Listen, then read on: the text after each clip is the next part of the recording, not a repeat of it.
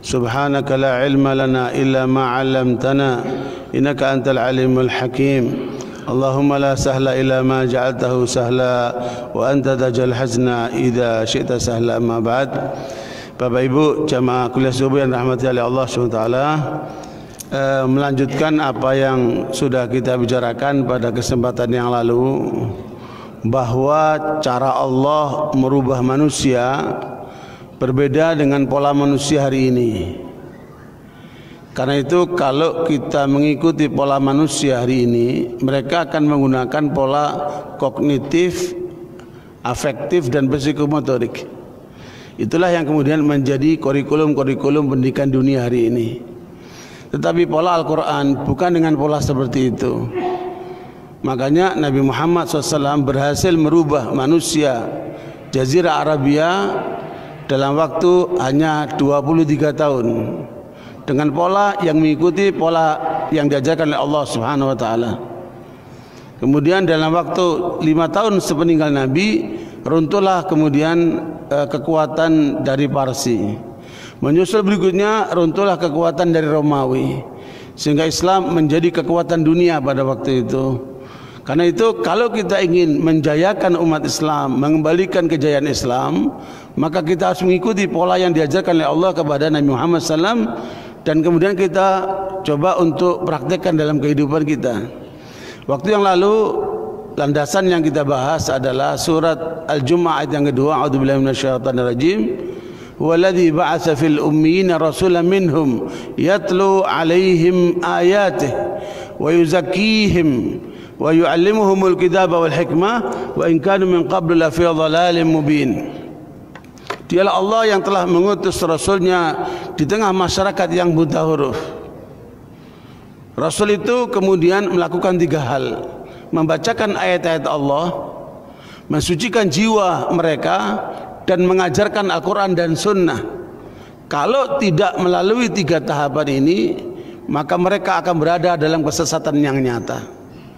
Ikhwani barakallahu, di antara kegagalan membangun manusia muslim hari ini adalah karena tidak mengikuti pola ini.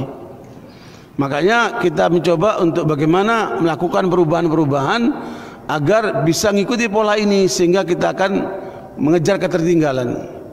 Kemarin kita bahas bagaimana kemudian Allah mengenalkan kita tentang ruh yang tidak bisa dicapai oleh ilmu pengetahuan hari ini. Karena otak manusia hari ini hanya melahirkan sarana, tidak sampai bisa menembus apa yang ada di dalam ruh manusia itu. Makanya mereka hidup dalam kehampaan. Mereka hanya perhatikan jasmani dan kehidupan yang nyata dari pandangan mata dan panca indera itu. Mereka tidak bisa menembus rohani manusia. Dan itu hanya Allah yang bisa memberikan kepada kita konsepnya bagaimana mengelola ruh. Saya tidak berpanjang kata tentang masalah ruh, sudah kita bahas pada waktu yang lalu secara sekilas. Kita akan masuk poin yang kedua, wa yuzakkihim, melakukan perubahan jiwa manusia. Apa yang dihasilkan oleh kajian-kajian ilmiah yang dicapai oleh otak manusia, mereka menyampaikan bahwa di dalam diri manusia itu ada namanya psikologi, ya, yang dipelajari di UI, di banyak perguruan tinggi itu. Psikologi yang paling dikenal dengan Sigmund Freud, teori Sigmund Freud, bahwa manusia itu dia terdiri daripada 3 unsur. The basic needs of human being dalam teori Sigmund Freud itu, yang paling pertama justru apa? Seks. Dan itulah yang diikuti oleh masyarakat barat dan ujungnya kehancuran. Makanya Amerika hari ini melahirkan anak-anak di sana 50% tidak ketahuan siapa bapaknya. Kemudian mereka tidak cukup puas dengan lawan jenis, mereka kemudian mengembangkan sesama jenis. Lahirlah namanya LGBT. Muncullah nanti gerakan-gerakan untuk memuaskan seksnya dengan binatang, begitulah seterusnya. Mereka hanya trial and error. Kalau kita mengikuti pola mereka, kita akan hancur seperti mereka. Makanya tidak ada yang bisa menyelamatkan peradaban umat manusia kecuali Islam. Karena Islam memahami dari teori yang paling dasar di dalam diri manusia, yaitu apa? Rohani. Faktabikum, saya masuk yang poin yang kedua. Wa yuzakkihim. Rasulullah SAW diajarkan oleh Allah untuk merubah manusia dengan tazkiyatun nafs, merubah jiwa. Ada apa dengan jiwa manusia ini? Teori Sigmund Freud yang telah menunjukkan kegagalan dan kerusakan manusia ini harus kita koreksi dan jangan kita ikut-ikutan. Makanya di Jakarta, menurut Dr. Nael Tobing, ahli seksiologi itu, 70% peristiwa perselingkuhan di Jakarta terjadi di kantor-kantor. 70%. Kenapa? Karena bersinggungan antara laki dan perempuan tanpa batas. Tidak ada laki dan perempuan berduaan kecuali pihak ketiga adalah setan. Maka berapa banyak yang terjadi antara sekretaris dengan bosnya terjadi gesekan karena mereka sering ada di kantor bersama. Begitulah dalam persahabatan, perkawanan dan seterusnya. Begitu pula sekolah-sekolah yang mencampur adukkan laki dan perempuan. Akibatnya terlalu banyak pelanggaran-pelanggaran perselingkuhan yang terjadi di tengah mereka. Beberapa waktu yang lalu di Lampung, 14 anak SMP hamil dalam satu kelas itu. Di Bekasi kemarin 25 anak dalam sekolahan itu melakukan seks bebas. Apalagi dengan pengaruh gadget-gadget ini dahsyat pengaruhnya. Makanya Nabi SAW ketika berjumpa dengan anak muda, dan jangan lupa bapak-bapak, ibu-ibu, ketika bertemu dengan anaknya, jangan lupa doakan anakmu. Anak-anak muda hari ini mengalami suatu tantangan yang luar biasa. Tidak seperti yang kita alami dulu. Dulu kita SMP saja didudukkan dengan perempuan, kita risih. Sekarang lihatlah jalan-jalan itu, anak-anak SMP mereka berjalan seperti suami istri karena pengaruh lingkungan yang seperti itu. Barakallahu, Nabi ketika berjumpa dengan anak muda, beliau pegang dadanya, beliau doakan, Allahumma fir dzambah wa tahhir qalbah wa hassin farjah. Dan ini harus kita praktekkan kepada anak-anak kita supaya anak-anak kita itu terselamatkan dari segala fitnah. Yang pertama doa Nabi adalah ya Allah, ampunkan dosa anak muda ini. Kemudian bersihkan kalbunya dan jaga kehormatannya. Maksudnya apa? Kemaluannya, supaya tidak selingkuh lewat pacaran, lewat perselingkuhan dan macam-macam itu.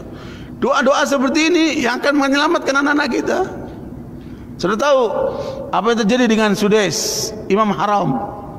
Sudais ini kecilnya nakal banget. Ketika ibunya menyiapkan makanan buat menjamu para tamu, makanan sudah siap di meja, anak ini keluar bawa pasir, makanannya itu disiramin pasir sama dia. Bu, kesel nggak lihat anak begini, Bu? Bu, ibu udah masak mati-matian demi untuk tamu, tahu-tahu anaknya bawa pasir dia lemparin seperti itu. Apa yang ibu lakukan kalau terjadi itu, Bu? Bu, assalamualaikum. Jangan bengong, Bu. Ibu ngapain ketika ngadepin anak kayak gini, Bu? Ngomelin, Bu, ya? Ibunya sudah tidak begitu. Dia tahu anak itu pasti ada yang nakal, tetapi dia doakan, ya Allah, jadikan anakku ini imam haram. Ya Allah, jadikan anakku ini imam haram. Makanya kalau marah sama anaknya, jangan dicaci maki anak itu. Jangan dipojokin anak itu, doain. Subhanallah, terbukti dia jadi imam haram atas doa ibunya itu. Di Jogja, Bapak Ibu sekalian, ada ibu-ibu tahun 90-an, dia jual 5 potong ayam. Dia keliling naik sepeda, ayam. Hari itu nggak ada laku. 5 potong ayamnya itu sampai waktu duhur. Waktu duhur dengar azan, beliau mampir ke masjid. Mau bawa ayamnya ke masjid, pengurus masjid yang larang. Nggak boleh bawa ayam ke masjid, bau tahu. Hanya ayamnya ditaruh di luar, saudara di luar. Ibu ini masuk masjid sholat zuhur, ayamnya ditaruh di luar. Apa yang terjadi? Keluar dari masjid, ayamnya hilang. Terus ngapain kalau udah begini? Bapak Ibu kalau seperti ini ngapain? Ngomelin pengurus masjid ya? Tuh kan hilang gara-gara pengurus masjid. Enggak, ibu ini berdoa, ya Allah, bukakan pintu rezekiku ya Allah, aku ingin membangun masjid yang megah di Jogja ini ya Allah. Allah kabulkan doanya. Ibu ini terus berusaha dalam pengembangan bisnis ayamnya. Hari ini dia sudah menghasilkan perharinya 100.000 potong. Ibu inilah yang membangun Masjid Nabawi yang ada di Yogyakarta, 460 miliar. Satu ibu ini yang membangun biayanya. Ya, makanya Bapak Ibu sekalian, terimalah takdir itu bukan dengan marah-marah, tetapi dengan kematangan jiwa. Inilah jiwa yang sudah matang ini. Makanya hal yang kedua, setelah orang diajarkan oleh Allah untuk menjaga rohnya, yang kedua bagaimana membina jiwanya itu. Pak Tafikum, saya akan masuk ke dalam bagaimana kita mengelola jiwa kita ini, karena kita nggak bisa melihat. Hanya Allah yang tahu tentang jiwa ini kan. Apa yang ada di dalam diri kita? Apa sih jiwa itu, Bapak sekalian? Jiwa itu adalah perpaduan antara roh dan badan. Kalau tadi roh terpisah, bagaimana mengelola rohnya? Tidak ada jalan lain kecuali dengan Al-Quran. Makanya Bapak sekalian, kalau ingin roh Bapak Ibu sehat, baca Al-Quran. Berapa banyak? Berapa banyak Bapak Ibu baca Al-Quran sehari? Bu, berapa banyak Bu? Hah? 10 juz. Nabi mengajarkan begitu. Iqra'al Qur'ana fi thalath. Khatamkan Quran dalam 3 hari. Maknanya kalau sehari kita baca 10 juz, 3 hari khatam, maka pantas kemudian kita katakan roh kita sehat. Kalau belum itu masih belum sehat. Makanya kenapa Utsman ibn Affan diberikan oleh Rasulullah 2 putrinya. Satu putri dinikahin meninggal dunia, maka Rasulullah nikahkan lagi dengan putri yang kedua, Utsman bin Affan. Kenapa? Utsman bin Affan ini orang yang kaya jiwanya, hidup rohnya, sekaligus kaya dunianya untuk perjuangan Islam.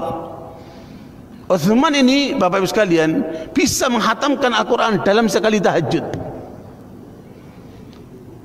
Butuh berapa jam orang bisa khatam Quran?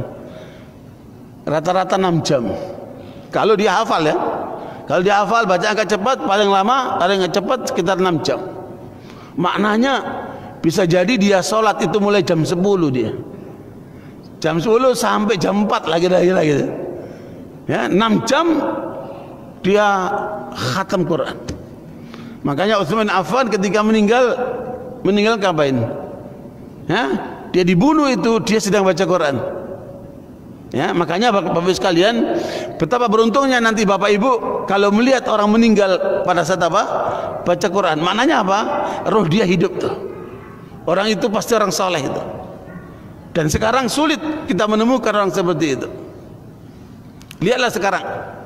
Ketika hidup dia baca Quran. Dia hafal Quran. Ya, dia dakwah dengan Al-Quran. Tapi ketika sakit, mulutnya tidak keluar Al-Quran. Bukankah kita banyak melihat orang seperti itu? Ketika sakit tidak keluar Al-Quran dari mulutnya, ada apa itu? Berarti Al-Quran belum sampai kepada jiwanya itu. Al-Quran hanya sampai di mulutnya saja. Makanya Bapak sekalian, perhatikan orang-orang yang meninggal itu. Berapa banyak sih yang bisa, jangankan baca Quran, nyebut nama Allah saja. Ya, kita akan sulit menemukannya. Di Jogja dilakukan penelitian terhadap 1.000 orang yang meninggal di rumah sakit Islam. Dari 1.000 orang yang meninggal itu, yang bisa menyebutkan nama Allah saat meninggal hanya 7%. Maknanya sekitar 70 orang. Kenapa kok yang ini bisa, yang lainnya nggak bisa? Itu kenapa? Jiwanya hidup dia. Sehingga ketika meninggal dia ingat sama Allah. Dia sebutkan nama Allah. Karena Bapak Ibu sekalian, pada saat meninggal itulah orang akan menyebut yang paling nempel di hatinya. Ya, saya bertanya kepada seorang jamaah saya, jamaah haji saya, dia sekarang menjadi ketua Ikatan Dokter Spesialis Jantung. Dia prakteknya di Harapan Kita itu. Ya, saya tanya, Pak, Bapak pernah nggak menyaksikan orang meninggal di depan Bapak? Jangan salah Pak Ustadz. Ya, serangan jantung, orang yang meninggal karena jantung itu di Indonesia termasuk tinggi. Saya menyaksikan sendiri ratusan orang-orang meninggal di depan mata saya. Saya tanya, dari orang-orang ratusan yang Bapak lihat itu, pernah nggak Bapak menemukan orang itu menyebut nama Allah pada saat meninggal? Maka beliau jawab, boro-boro Pak Ustadz, yang dipanggil kolam. Nah, kenapa ini? Karena ibu ini atau bapak ini yang ada di hatinya apa? Cinta dengan kolamnya itu. Pada saat itu akan dipanggil apa yang ada di hatinya itu kan. Makanya barakallahu fikum, inilah hal yang disebutkan oleh Imam Ghazali rahimahullah. Ada 4 tahapan manusia di dalam mensucikan dirinya. Yang pertama, ini di dalam kitab Ihya Ulumuddin, dinukil juga oleh Imam Ibnu Qudamah dalam kitab Mukhtasar Minhajul Qasidin. Yang pertama adalah membersihkan anggota tubuhnya dari kotoran dan najis ya. Dari apa? Dari najis dan hadas. Ya, najis itu semua yang kotor, sementara hadas itu dalam bentuk wudhu dan mandi ya, atau tayamum. Ya, manusia ketika membersihkan anggota tubuhnya dengan dari najis dan hadas, saya yakin itu semuanya mudah bagi setiap muslim. Adapun yang kedua, membersihkan anggota tubuh dari dosa. Ini akan lebih sulit lagi. Ya, karena dosa itu ada 2, meninggalkan perintah, mengerjakan larangan. Ya. Apabila seseorang berbuat dosa, berarti dia sedang mengotori dirinya. Nah, yang ketiga, membersihkan karakter dari sifat-sifat buruk. Ya, membersihkan jiwa dari karakter-karakter buruk. Ya, bohong, pelit, penakut, dan kezaliman dan macam-macam karakter yang buruk itu lebih sulit lagi. Ya, yang harus dilakukan adalah bagaimana kemudian kita bisa mampu meninggalkan segala dosa itu, kemudian merubah diri dengan karakter-karakter yang baik itu. Nah, yang keempat yang lebih sulit lagi adalah menjaga kalbu supaya tidak masuk hal yang selain Allah. Bagaimana kalbu ini bisa terjaga sehingga apa yang kita lakukan semua karena Allah, mau ke masjid karena Allah, ya, menikah karena Allah, mencari nafkah karena Allah, mendidik anak dan istri karena Allah, hidupnya semuanya inna salati wa nusuki wa mahyaya wa mamati lillahi rabbil alamin. Salatku, ibadah kurbanku, mati dan hidupku untuk Allah. Kalau itu yang menempel di dalam diri orang itu, maknanya dia mengerti arti hidup, maknanya dia berjalan di atas garis yang lurus, maknanya dia insya Allah aman sampai ke tujuan. Tinggal bagaimana menjaga dia supaya tidak goyang dengan syubhat dan syahwat yang kemudian menghadang jalannya dalam perjalanan menuju Allah Subhanahu wa taala. Karena itu akhir hayat Imam Ghazali itu menulis kitab Minhajul Abidin, jalan bagi penghamba kepada Allah. Luar biasa. Tetapi yang ditekankan oleh beliau pada kaitan yang kedua yang sekarang akan kita bahas, yaitu faktor kejiwaan. Jiwa manusia ini ada apa dengan jiwa ini? Kemarin saya diundang oleh para pakar di UI. Mereka ini dokter-dokter spesialis, dosen-dosen di sana, andalan dari Rumah Sakit Cipto. Mereka ngundang saya bukan untuk ceramah, untuk dialog. Kemudian saya dengarkan mereka berbicara, dan begitu bangganya dengan ilmu yang sudah dicapai itu. Ketika saya bacakan satu ayat, ya, sudah gelimpangan. Karena otak manusia itu terbatas dengan batoknya itu. Barakallahu fikum, apapun yang dihasilkan oleh manusia relatif. Ya, apa yang dihasilkan oleh karya manusia, otak manusia itu relatif. Tetapi yang datang dari Allah kebenaran mutlak. Saya tanya sama beliau, Bapak sudah baca buku karangan seorang dokter spesialis yang dapat Nobel dunia, namanya Alex Carrel, judulnya Man and Noun. Dalam teori manusia yang sudah dihasilkan sampai hari ini, masih terlalu banyak di dalam diri manusia yang tidak bisa diungkap oleh ilmu kedokteran. Ya, tidak bisa diungkap oleh ilmu kedokteran di dalam diri manusia ini. Bagaimana dengan rohnya? Bagaimana dengan jiwanya? Otak manusia belum sampai mengungkap itu. Semua hanya trial and error, coba-coba saja. Maka itu barakallahu fikum, beruntung kita menjadi orang muslim, dikasih oleh Allah panduan Al-Quran Di antaranya bagaimana mengolah jiwa ini. Di dalam surat Asy-Syams ayat yang ke-7 sampai yang ke-10, A'udzubillahi minasyaitonirrajim. Wa nafsin wa ma sawwaha fa'alhamaha fujuraha wa taqwaha qad aflaha man zakkaha wa qad khaba man dassaha. Allah menyebutkan dalam ayat ini, di dalam manusia ini Allah letakkan jiwa yang sama, laki, perempuan, semuanya sama. Di dalam jiwa ini ada apa?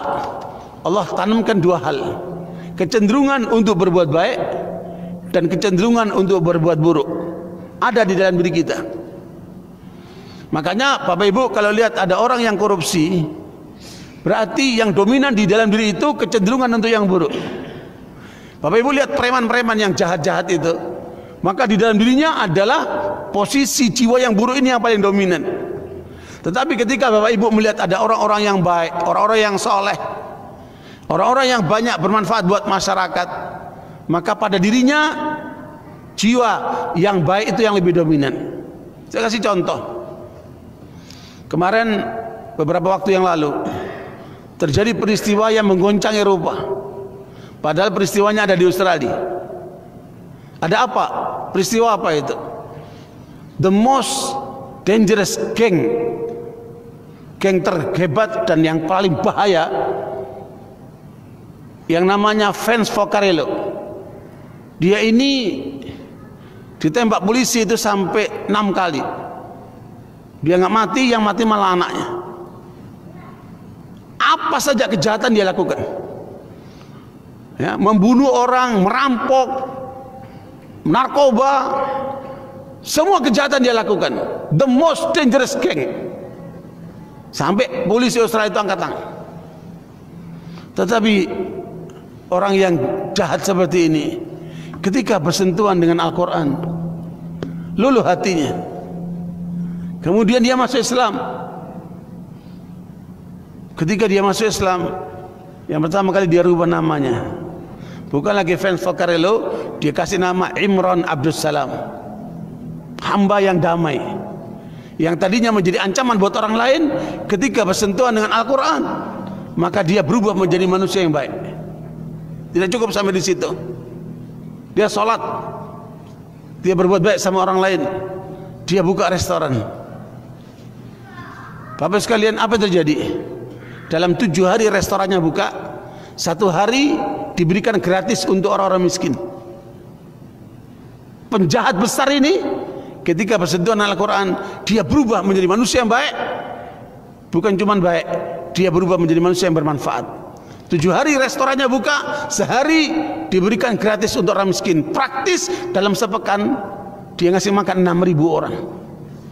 Masa segini banyak nggak bisa ngasih makan orang Jumatan? Masa kita mau berbuat baik nunggu jadi geng dulu kan? Nah ini ayo Bu, berikan makan tuh orang-orang itu.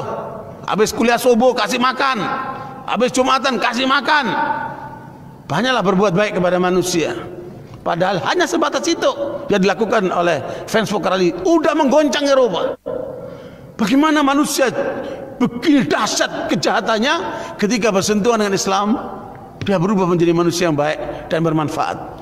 Barakallahu, inilah jiwa manusia. Jiwa manusia ada di tangan Allah SWT, bukan di tangan manusia. Makanya kita diajarkan doa, ya muqallibal qulub tsabbit qalbi ala dinik, ya musarrifal qulub sarif qalbi ala ta'atik. Ya Allah yang menggerak-gerakkan kalbu manusia, tetapkan kalbu kami di atas agamamu ini. Jadikan kalbu ini selalu berada di atas ketaatanmu ini. Karena itu barakallahu, inilah yang harus kemudian kita sadari. Bagaimana kita mengendalikan jiwa ini? Sementara hari ini yang ada di otak manusia itu yang dikejar cuman duit, jabatan, kekayaan, kehormatan, popularitas, apalah yang lain-lainnya itu kan. Justru itu ada di luar dirinya. Mereka perhatian yang di luar dirinya, sementara lupa yang ada di dalam dirinya. Sama persis kita lihat sekarang banyakkan orang, dia bikin villa, dia bikin perusahaan, dia tinggal di hotel-hotel, dia mencari kebahagiaan di luar dirinya. Padahal kebahagiaan orang itu ada di dalam dirinya. Saya tanya Bapak Ibu, kalau Bapak Ibu bahagia megang apa? Megang kepala atau megang dompet? Bapak Ibu kalau bahagia megang apa? Ini jangan-jangan nggak bahagia juga nih Bapak Ibu ini. Hah? Bapak Ibu kalau bahagia megang apa? Sini. Benar nggak Bu? Aku sangat bahagia sekali. Di sini kita pegang. Di sini letak kebahagiaan itu. Tetapi yang dikejar oleh orang di mana? Di villa-villa, ya, di pantai-pantai, gunung-gunung, di ujung-ujung dunia sana. Saya tertarik untuk menyaksikan langsung apa sih yang dirasakan oleh orang-orang kaya dunia. Saya datang ke tempat istirahatnya orang-orang kaya dunia itu. Di mana Pak? Di Interlaken, Switzerland. Saya ke sana Pak. Saya tinggal di situ Pak. Hotel bintang 5. Saya ingin merasakan apa yang dirasakan oleh orang-orang kaya itu. Ngapain mereka di situ?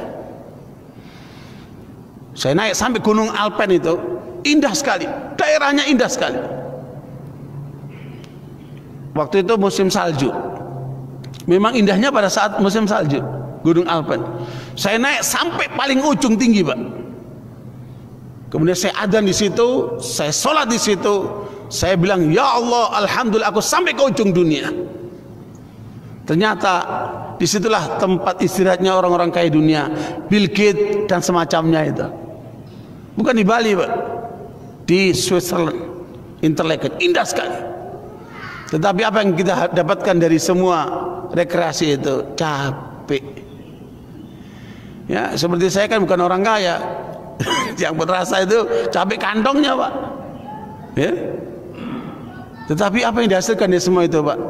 Karena yang disasar cuma jasmani, tidak ada kaitan dengan rohani, tidak kaitan dengan jiwa. Makanya hanya enak dimakan, enak ditidur, enak di jalan-jalan, enak di pandangan, tetapi tidak menyentuh apa? Jiwa. Nah, itulah yang dihasilkan dari kekayaan manusia dengan duniawinya itu. Makanya Bapak sekalian, mari kita lihat apa ada di dalam diri kita. Makanya mohon maaf saya minta apa? Minta apa? Papan tulis untuk menggambarkan ada apa sih dengan jiwa kita itu. Boleh saya sampaikan Pak ya?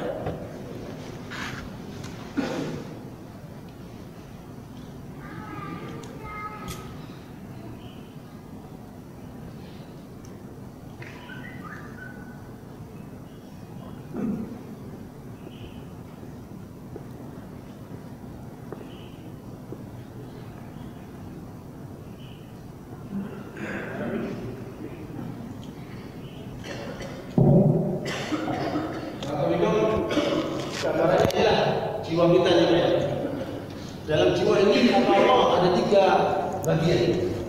Ya, dan ini tidak bisa ditembus dan ditembus oleh otak manusia. Karena manusia tidak mampu untuk mendeteksi jiwanya, apalagi mengurai seperti ini Pak. Ini hanya Al-Quran yang menyebutkan begitu. Ada 3 unsur jiwa ini Pak. Di dalam surat Yusuf ayat yang ke-53, Allah menyebutkan tentang jiwa ini, inna nafsa la ammaratun bisu. Disebut dengan an-nafsu al-ammarah. Tadi di dalam surat Asy-Syams ayat ke-7 sampai ke-10, Allah menjelaskan bahwa manusia diberikan jiwa. Di dalam jiwa itu ada potensi baik, ada potensi buruk. Nah, ini lebih rinci. Allah menjelaskan di dalam surat Yusuf ayat 53. Ketemu Pak, tolong dibaca terjemahnya Pak. Tolong dibaca terjemahnya Pak. Yang sudah ketemu ayatnya, coba dicek lagi surat Asy-Syams dulu. Asy-Syams ayat yang ke-7 sampai 10. Itu asalnya Allah meletakkan jiwa pada diri manusia.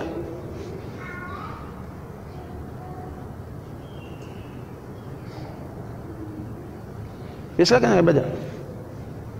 Asy-Syams ayat 7 sampai 10 itu adalah posisi jiwa dalam diri manusia. Iya.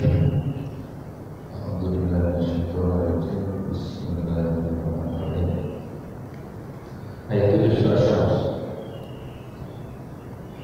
Dan jiwa serta penyempurnaan ciptaannya. Maka Allah mengilhamkan kepada jiwa itu jalan kefasikan dan ketakwaannya. Sesungguhnya beruntunglah orang yang mensucikan jiwa itu, dan sesungguhnya merugilah orang yang mengotori. Artinya harus ada usaha. Di dalam diri manusia ada potensi baik, ada potensi buruk. Harus ada usaha dari manusia itu untuk menyadari sehingga jiwa yang baik itu yang dikembangkan, didorong, jiwa yang buruk yang ditekan, sehingga yang muncul apa? Jiwa baik. Nah, seperti tadi itu Franz Foccarello tadi itu, dia mampu dengan Islam, maka dia munculkan potensi baiknya dalam jiwanya, kemudian dia tekan potensi, jadilah dia manusia yang bermanfaat. Gitu Pak ya. Nah, kemudian surat Yusuf ayat 53 itu terkait dengan usaha perempuan Zulaikha yang merayu untuk berselingkuh. Jadi Yusuf dimasukkan ke dalam kamar, kemudian kamarnya dikunci, kemudian dia menawarkan dirinya, "Hai talak, lakukan apa yang kamu inginkan." Ya, Bapak Ibu kalau ngalami itu gimana? Bapak-bapak terutama ini. Kalau ngalami itu gimana, Pak? Perempuan cantik, kaya, terhormat dan mau. Ini banyak cantik tapi nggak mau. Ya, banyak cantik tapi nggak kaya. Ya, banyak cantik kaya tapi tidak terhormat. Banyak cantik kaya, terhormat tapi tidak mau. Ini empat-empatnya ada, Pak. Kira-kira bapak-bapak kalau ngadep itu gimana? Kalau saya wallahu alam. Karena kelemahan kita nih, Pak. Ini adalah ujian yang sebenarnya, ujian lelaki terbesar adalah perempuan. Begitu Nabi mengatakan. Makanya ketika Yusuf dimasukkan ke dalam kamar, walaqad hammat bihi wa hamma biha laula arra burhana rabbih. Begitu gemerengsannya di perempuan. Nah, Nabi Yusuf pun punya minat sebagai lelaki. Tetapi ketika dia ingat sama Allah, dia berpaling, dia menolak. Kata perempuan itu, kalau kamu tidak ikuti kehendakku, selingkuh, aku akan penjarakan kamu. Kata Yusuf, ya Allah, penjara bagiku lebih bagus daripada aku melanggarmu. Begitulah jiwa yang baik itu. Maknanya apa? Yusuf mampu memalingkan diri daripada jiwa yang buruk ini. Jiwa yang buruk ini maknanya apa nih, Pak? Jiwa yang cenderung kepada yang negatif. Makanya di dalam diri kita ini ada jiwa ini, Pak, kecenderungan kepada yang negatif. Ada apa? Negatif di bagian mana ini? Ada 4, Pak. Di dalam jiwa ini yang pertama yang disebut dengan az-dzunub al-mulkiyah. Manusia itu cenderung merasa diri paling sempurna, merasa diri paling hebat, merasa diri paling suci, sehingga suka memandang orang lain dengan pandangan rendah. Inilah yang menjadikan orang itu sombong, Pak. Ya, inilah yang kemudian menjadikan orang itu merasa paling benar sehingga semua orang salah semuanya. Di mata dia, dia saja yang paling hebat. Semuanya itu tidak sehebat dia. Ini kejahatan luar biasa nih, Pak. Kira-kira ada nggak di bapak-bapak ini? Ada nggak dari kita ini? Inilah yang terjadi. Makanya Nabi mengatakan al-kibru batarul haq wa ghamtun nas. Orang yang sombong itu adalah orang yang kemudian dia meremehkan orang, kemudian dia menolak kebenaran.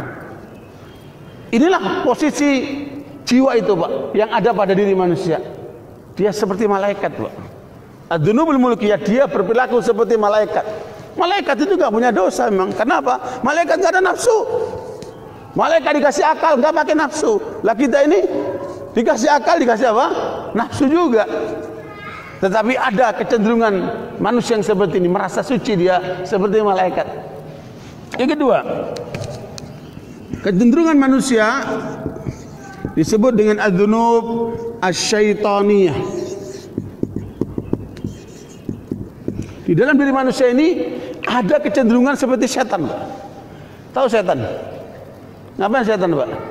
Dia nggak mau masuk neraka sendirian. Ayo masuk neraka rame-rame. Dia akan ngajak orang sebanyak-banyaknya. Karena dia sudah bersumpah di depan Allah, "Fabima aghwaytani la'aqudanna lahum siratakal mustaqim, thumma la'atiyannahum min baini aydihim wa min khalfihim wa an aymanihim wa an syama'ilihim wa la tajidu aktsarahum syakirin." Aku akan berusaha ya Allah, karena Engkau telah menyesatkan aku, untuk menyesatkan seluruh manusia dari jalanmu yang lurus. Sumpah iblis itu. Aku akan datangi mereka dari depan, dari belakang, dari kanan, dan dari kiri. Dia tidak menyebutkan dari atas. Kenapa? Kenapa nggak menyebutkan dari atas? Ada Allah. Makanya orang ketika berlindung kepada Allah, Sudah tidak ada akses buat setan. Makanya orang yang banyak berzikir, dia masuk ke dalam satu benteng yang tidak bisa ditembus oleh setan. Barakallahu fikum. Ini saya belum bicara tentang setan lagi, Pak. Setan di luar kita, Pak, ya. Ini hanya tentang diri kita. Nanti bagaimana gaya rusak kepada diri kita ini dahsyat juga, Pak. Kalau kita nggak sadar, runtuhlah kita ini kan. Pahami ini, di dalam diri kita ada unsur setan yang kalau rusak nggak mau rusak sendirian. Seorang perokok, dia merokok sendirian. Dulu waktu bapak-bapak yang dulu pernah ngerokok itu, ketika ngerokok sendirian nggak? Ngomong sama temen, kalau kamu nggak ngerokok, nggak laki kan, nggak jantan kan. Kita ngerasain gitu ya. Begitulah manusia. Begitu mulai penenggak narkoba itu, dia nggak mau rusak sendirian, Pak. Penjahat, dia nggak mau rusak sendirian. Dia akan memberikan kejahatannya kepada orang lain. Dia persis seperti lalat. Ngapain lalat itu? Ngapain lalat itu? Dia berada di tempat-tempat kotor. Penjahat setan ini persis lalat ya. Di bawah tempat-tempat kotor, habis itu kemana dia? Ke meja-meja makan, menggapi makanan-makanan supaya dia sebar penyakit itu. Makanya jangan berjiwa seperti lalat. Orang mukmin tidak seperti lalat, tapi banyak orang seperti lalat. Seperti itu modelnya, berada di tempat-tempat yang jorok dan kejorokannya dia akan sebarkan ke orang lain. Na'udzubillah min dzalik. Nah, yang ketiga, unsur nafs al-amarah bisu' yang ketiga adalah az-dzunub as-sab'iyah. Apa itu dzunub sab'iyah? Kecenderungan untuk menang sendiri, maunya menerkam, maunya menang, persis seperti binatang buas. Di dalam diri kita ini ada sifat itu. Bu, pernah diterkam sama suaminya enggak, Bu?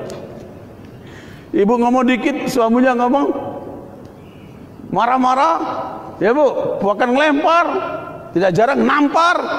Nah, itu yang muncul adalah sifat binatang buasnya. Ya, bahkan kalau itu muncul pada guru nempeleng muridnya, na'udzubillah min dzalik, berarti guru ini belum sukses jadi guru dia. Karena dia belum bisa mengalahkan apa? Mengalahkan dirinya. Dia berperilaku seperti binatang buas. Itulah yang terjadi dengan preman-preman, dengan penjahat-penjahat, gangster-gangster itu. Di dalam diri mereka ada apa? Binatang buas, Pak. Ini poin yang ketiga. Yang keempat, az-dzunub al-bahimiyah. Ada apa dengan az-dzunub bahimiyah ini? Pada diri manusia ini ada sifat binatang pada umumnya. Ngapain binatang? Bebek, ayam, kambing. Pagi-pagi udah banget burung, cari makan, cari minum, bikin anak, bikin telur. Ya, makan, minum, bikin anak, bikin telur. Terus gitu. Tidak ada misi hidupnya. Pagi, pakai mobil, pakai motor, ngapain? Kerja. Buat apa? Buat perut. Sama yang di bawah perutnya. Persis seperti binatang. Tidak ada misi lain dia. Dia tidak ada misi membela Islam. Dia tidak ada misi untuk membahagiakan orang lain. Yang penting bagi dia adalah persis seperti binatang pada umumnya. Yang dibuaskan cuma perut dan yang di bawah perutnya saja. Sebatas itu yang ada dalam pikirannya.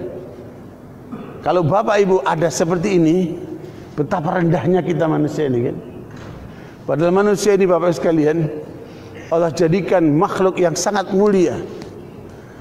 Malaikat, jin, dan seluruh alam semesta dipersembahkan untuk manusia yang mulia ini. Tetapi banyak manusia tidak tahu diri, sehingga kemudian dia tenggelam dengan apa? Dengan syahwatnya. Saya mau tanya, dari 4 jenis ini yang ada di dalam diri kita, yang paling dominan yang mana?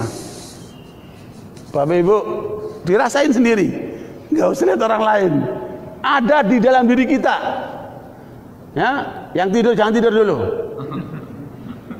Ini tidur ini juga sifat apa itu? Sifat binatang ini. Di masjid tidur, di mobil tidur, kantor tidur.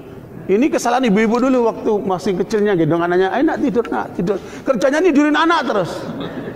Akhirnya lahirlah umat yang ngantuan begini kan. Bu, jangan cuma tidurin anak, Bu. Az-dzunubul bahimiyah inilah yang paling dominan sekarang di tengah manusia. Ya, peristiwa di Surabaya yang kemarin ramai 80 juta itu apa? Hah? Terkait dengan apa itu? Terkait dengan apa itu? Di sini nih. Di sini nih. Dan inilah yang paling banyak merusak manusia. Dia berposisi seperti binatang pada umumnya. Tidak ada misi dalam hidupnya kecuali bagaimana memuaskan perut dan yang di bawah perutnya itu. Rendah banget manusia kayak gini kan. Bapak Ibu kalau sudah sadar ini, inilah yang disebut dengan an-nafsul ammarah bisu. Bisu artinya apa? Jiwa yang cenderung kepada yang negatif. Inilah sisi negatif. Maka sadar ada sifat malaikat, ada sifat setan, sifat binatang buas, ada sifat binatang pada umumnya. Kendalikan dirimu, kendalikan diri kita untuk kita pindah yang kedua. Surat Al-Qiyamah ayat yang kedua. Wa nafsi wa apa? La uqsimu biyaumil qiyamah wa la uqsimu bin lawamah. An-nafsil apa? An-nafsil lawamah. Surat Al-Qiyamah ayat yang kedua. Dan aku bersumpah dengan jiwa yang amat menyesal dirinya sendiri. Maksudnya apa? Bapak Ibu pernah nyesal nggak? Maksudnya apa? Datang seorang sahabat Nabi namanya Hanzalah.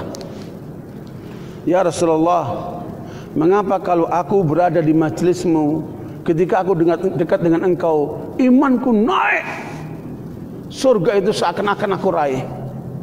Tetapi ketika aku sudah pulang, terjun ke pasar-pasar, terjun ke masyarakat, iman yang aku rasakan seperti yang dekat dengan engkau itu sepertinya apa? Sudah apa? Sudah menyusut, sudah menurun.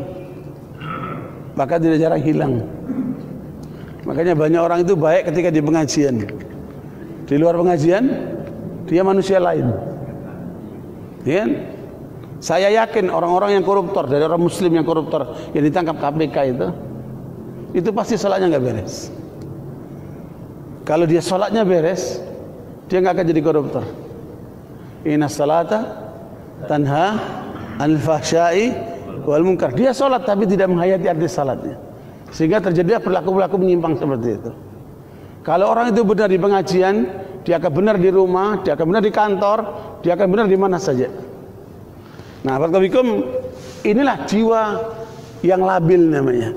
Kebanyakan itu ada anak muda-muda nih, yang SMP, SMA, perguruan tinggi, jiwanya masih apa? Labil. Up and down, tergantung keadaan. Makanya mereka butuh pendampingan, mereka butuh milieu untuk membawa mereka di lingkungan yang baik. An-nafsul lawwamah ini ada apa di dalamnya nih, Pak? Ada 3 langkah yang harus ditempuh untuk ini. Untuk mengendalikan jiwa yang apa? Yang labil ini butuhkan 3 hal. Yang pertama adalah at-taubah. Taubat dari apa, Pak? Dari perilaku yang mungkin terjadi dari 4 jenis ini, Pak. Dia sadarin, dia taubat. Dia tutup pintunya ini, Pak. Dan taubat itu harus ada penyesalan, meninggalkan perbuatan itu dan tidak mengulangi lagi. Kalau ada terkait dengan orang lain, kembalikan ke haknya orang lain itu. Inilah taubat yang harus dilakukan untuk menutup pintu bagian yang pertama ini. Setelah itu ada yang kedua, namanya al-mujahadah. Wa man jahada fina lanahdiyannahum subulan. Ya ayyuhalladzina amanu tubu ilallahi taubatan nasuha. Orang beriman, taubatlah dengan taubat yang benar. Kemudian wajahidu fillahi haqqa jihadih. Lakukanlah mujahadah. Ya, lakukan apa? Mujahadah. Bersungguh-sungguh membawa diri ini untuk taat kepada Allah. Bapak Ibu datang ke masjid ini bukan main usaha Bapak Ibu sekalian. Harus melawan ngantuk. Ya kan? Harus berjalan ke sini. Harus merasakan dingin. Kalau tidak ada mujahadah, Bapak Ibu nggak sampai ke sini. Cuman sayangnya banyak orang sampai ke masjid hanya waktu Sabtu Minggu saja. karena libur. Hari-hari biasa enggak. Makanya ibu-ibu, kalau sudah adzan, dorong suamimu ke masjid. Jangan mau punya suami yang solihah. Ini banyak suami yang solihah ini. Ya, maunya sholat di rumah. Itu laki-laki solihah semua itu. Ya, makanya Bapak Ibu harus ada apa? Mujahadah. Untuk sholat saja butuh mujahadah. Bagaimana untuk mencari halal? Bagaimana mendidik istri dan anak dengan benar? Bagaimana berjuang membela Islam? Maka banyak langkah yang harus kita tempuh untuk melakukan mujahadah.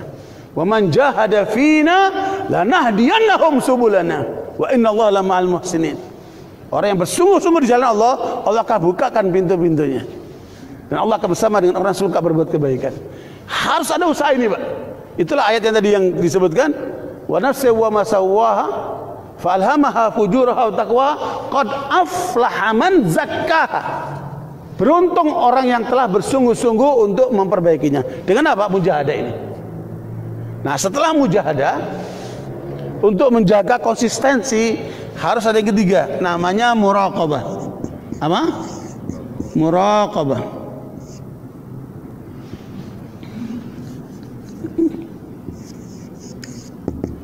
Ya. Muraqabah ini apa, Pak? Merasa diawasi oleh Allah. Waskat nih, Pak. Merasa diawasi oleh Allah. Nggak perlu ada sistem, nggak perlu ada CCTV, nggak perlu dilihat orang, tetapi dia merasa dilihat oleh Allah. Inilah ihsan. Anta abudallaha ka'annaka tarahu, fa illam takun tarahu fa innahu yarah. Kita berbuat, kita disaksikan oleh Allah. Mau tersembunyi, mau terang-terangan, Allah Maha tahu yang kita lakukan. Di sini kita merasakan kehadiran Allah. Kalau sudah di sini, maka masuklah kepada poin yang ketiga.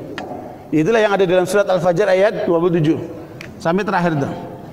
Namanya An-Nafsul Mutmainnah. An-Nafsul Mutmainnah.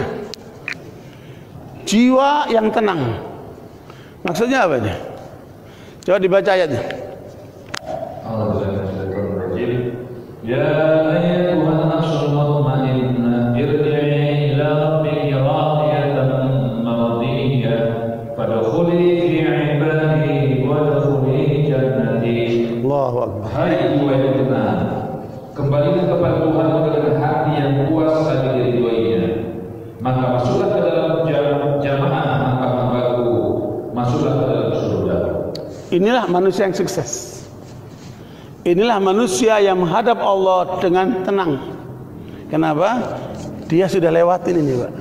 Dia sudah masuk ke sini. Dia tidak mau kecuali yang baik. Dia tidak mau kecuali yang diridai oleh Allah. Hidupnya mengikuti garis syariat. Dia nggak mau neko-neko ini sudah. Orang yang seperti ini mau kecelakaan, mau dibunuh orang, ya, mau mati di tempat tidur, nggak masalah dia, karena dia sudah tersambung dengan Allah. Ya, kalau main internet itu, wifi-nya udah nyambung dia. Ya, dia berselancar di sini dengan kenikmatan yang luar biasa. Di mana letaknya di sini? Dalam tiga hal. Ini ada tiga hal, Pak. Yang pertama, dalam kalbunya. Kalbunya orang ini kalbu yang bahagia dia. Kenapa? Hablum minallah dia jalan, hablum minannas dia baik. Sehingga kalbu ini tidak merasa bersalah sama orang. Dia nggak pernah apa? Mengotori dirinya dengan apa? Perilaku menyimpang. Karena kalbunya bersih. Menurut ahli kriminologi, kejahatan bentuk apapun itu sebabnya cuma dua. Karena keinginan yang ada di dalam kalbunya, dia ingin berbuat jahat dia. Kemudian yang kedua ada kesempatan. Kalau dia tidak ada keinginan di dalam kalbunya, meskipun ada kesempatan dia nggak akan jalankan. Makanya kejahatan selalu ada dua unsurnya. Ada niat yang buruk dan ada kesempatan yang bisa melampiaskan keburukannya itu. Karena itu kalau ini sudah bagus, maka peluang-peluang kejahatan itu dia tutup semuanya. Di sini, Pak, yang harus diperhatikan. Insya Allah nanti kita akan bicarakan keajaiban kalbu ini, Pak. Ini pun tidak bisa ditembus oleh otak manusia. kecuali kita kembali kepada Sang Pencipta yang menciptakan kita ini. Nah, yang kedua, Pak, apa yang kedua? Yaitu al-lisan. Lisan ini, Bapak lihat, kalau orang sudah an-nafsul mutmainnah, dia enggak akan ngomong kecuali yang diridai oleh Allah. Man kana yu'minu billahi wal yawmil akhir falyaqul khairan aw liyasmut. Ngomong yang benar atau diam. Orang seperti ini, dia enggak akan ngomong sembarangan. Dia enggak akan ngomong yang sia-sia. Kalaupun ngomong, selalu akan bermutu. Kenapa? Terkait sama Allah SWT, terkait dengan syariat Allah SWT. Inilah orang yang kedua ini, jenis lisannya bagus. Yang ketiga, bukan hoax ya, bukan janji-janji palsu, sumpah palsu, apa itu kan? Lisannya itu. Naudzubillah min dzalik. Kemudian yang ketiga adalah al-jawari, anggota tubuhnya terjaga dengan baik. Ya, orang seperti ini sudah nggak akan selingkuh. Dia nggak akan melangkah ke night club. Ya, dia nggak akan melangkah ke hal-hal yang negatif yang dimurkai oleh Allah. Seluruh bagian tubuhnya ini penentu manusia, Pak. Kalbunya, lisannya, dan anggota tubuhnya. Kalau dirinci dalam keimanan, nanti kalbu ini ada 24 macam. Ada 24. Lisan ini ada 7. Nanti ada dalam Sahih Bukhari itu, al-imanu bid'un wa sittuna syu'bah. Di sini ada 7, di sini ada 38. Semuanya ada berapa? 69. Inilah rukun iman. Ya, inilah rukun iman. Kalau orang itu rukun imannya terpenuhi, maknanya dia menjadi manusia seutuhnya. Itulah yang Allah katakan, qad aflahal mu'minun.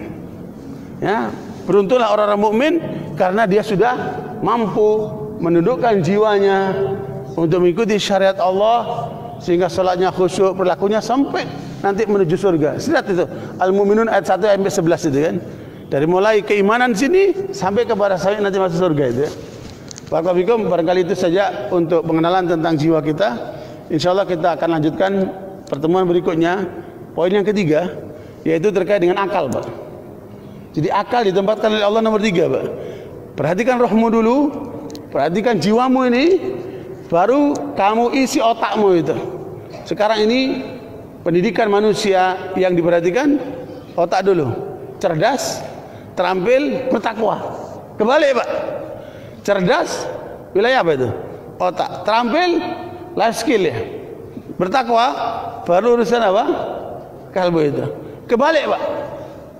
Makanya menurut saya harus dilakukan evaluasi menyeluruh terhadap pola pendidikan umat kita ini mengikuti pola Al-Quran. Ya, saya heran kalau sampai seperti ini terlewatkan oleh para ahli itu kan. Karena itu barakallahu fikum, kita mulai dari diri kita dulu, supaya apa yang diajarkan oleh Allah kepada Muhammad dan telah berhasil merubah manusia bisa kita praktekkan kepada diri kita. Wallahu a'lam bishawab. Kalau ada tanya jawab silakan. Oke. Ada yang mau bertanya? Menarik sekali. Iya.